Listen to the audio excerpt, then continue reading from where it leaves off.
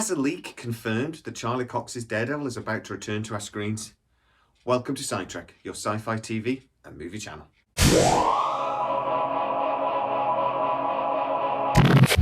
So when Daredevil and Jessica Jones were cancelled from Netflix, it was nothing to do with the numbers. It was nothing to do with the popularity. It was simply down to a contract that Disney had with Netflix to produce those shows that came to an end, and then basically the emergence of Disney Plus.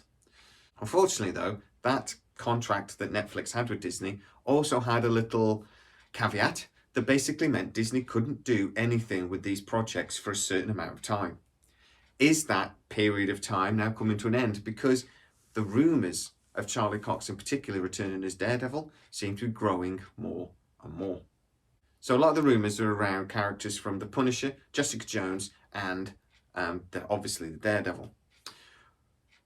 The idea being that the characters that were created in those TV series were so popular that if those characters, in particularly the Punisher, were returned to the MCU, they would have to use those actors and hopefully keep those series as some element of canon. But how would they do that? How would we do that? Would it be a soft reboot? Basically bring those same actors but ignore kind of the original TV series, but bring the actors back into the MCU and new storylines? Could it be a continuation where those original TV series from Netflix is still considered canon and bring the characters back into the MCU just as a continuation of their story?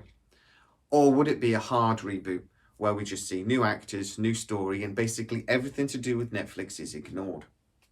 The soft reboot has kind of been the way a lot of the rumours have gone, in that the actors from The Punisher, Jessica Jones, and Daredevil could be brought into the MCU, but would never really reference the storylines from the Defenders or their original series. Charlie Cox's portrayal of Daredevil was massively popular, and there have been a lot of rumours of him returning, actually, for the Spider-Man movie No Way Home. There is a scene where Happy, Aunt May, and Spider-Man, Peter Parker, are sat around a table that looks like it's in a legal setting, and there is a fourth character that we don't get to see. Is that fourth character a lawyer? A lawyer defending Peter Parker? Because God knows we know from how the last film ended and what we've seen of the next film that he's going to need some legal aid. Could that be Matt Murdock defending him? Because let's be honest, he's in New York. If Peter Parker's going to need a solicitor, if Spider-Man is going to need a lawyer, wouldn't it make sense that Matt Murdock would be the man to step up and defend him? But how does that lead into potential new Daredevil series?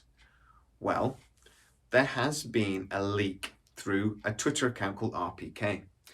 So I found the original story on MovieWeb, and I've been able to confirm that this Twitter account does have a bit of a reputation for getting things right. So this leak, we can give it some credence. Now, this talent grid that's been announced is a very early stage of pre-production, so we're not going to be seeing Daredevil anytime too soon.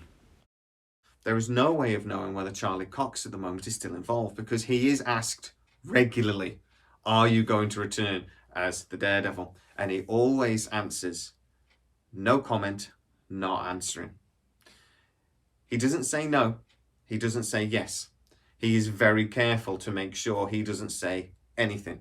Now, is that just Charlie Cox batting away news reporters because he's irritated by them? Is that Charlie Cox being a bit political? Or is that Charlie Cox doing what we've seen over and over and over again with the MCU, being told not to say anything?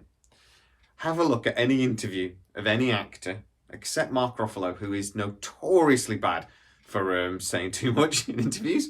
But the actors are regularly say, I've been told I'm not allowed to say anything.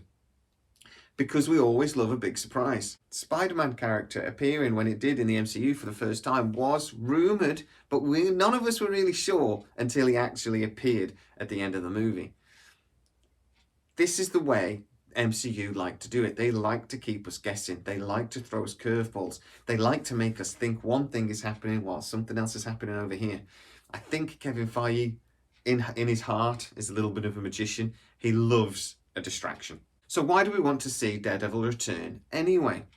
Well, the first series, particularly the first series on Netflix, was phenomenal. And if we see a return of the Kingpin, Vincent D'Onofrio has to play that character because he was unbelievable as the Kingpin.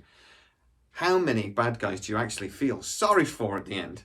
You know, not very often. He was the epitome of that character. He lived it. And David Tennant's portrayal as the Purple Man in the first series of Jessica Jones was really the best of the Netflix series. We had bad guys that weren't evil. They weren't doing it because they had to. They were sort of doing it for a reason. And the Kingpin in particular thought he was doing the right thing. The Purple Man, you can sort of see that after this character as a child, anything he said, people just did. And, you know, understand how flawed humanity is, that, you know, you could go the way that that character went in real life, sort of thing. Made you feel sympathetic towards both of these villains. And that was one of the reasons why this show was so phenomenal. Not only was it brilliantly written and brilliantly produced, it had a real depth to it. And these characters do have a depth to them that the Marvel has kind of been moving away from recently. Movies like The Eternals and Miss Marvel, those superheroes are getting so powerful now. It's moving away from sort of the humanity of a lot of the earlier Marvel products, like Iron Man. Iron Man is a man. He's weak, he's flawed, and he creates this suit, makes himself into a superhero. It's why he was so phenomenally popular. I think there's a reason why Eternals maybe hasn't been quite as popular as some of those other projects in the MCU past, because they've been moving steadily away from the grounded reality, the grounded humanity of some of the superheroes, and into more souped up versions that are becoming, you know, unstoppable. Bringing Daredevil and Jessica Jones back into the MCU really is an opportunity for them to get back to some of that more grounded reality, more grounded, realistic sort of superhero genre. The Daredevil gets the crap kicked out of him at the end of every single episode, but keeps fighting. Jessica Jones is a massive alcoholic and just a completely flawed human being in almost every way. But she keeps fighting, she keeps trying to learn, she keeps trying to figure out how to become a good person, even though in many ways she's not. I'd love to see that come back into the MCU, and I'd love to see them as part of in the movies, have little bits, parts, and little cameos like in Spider-Man. But I'm hoping that this tweet and this leak of information is honest.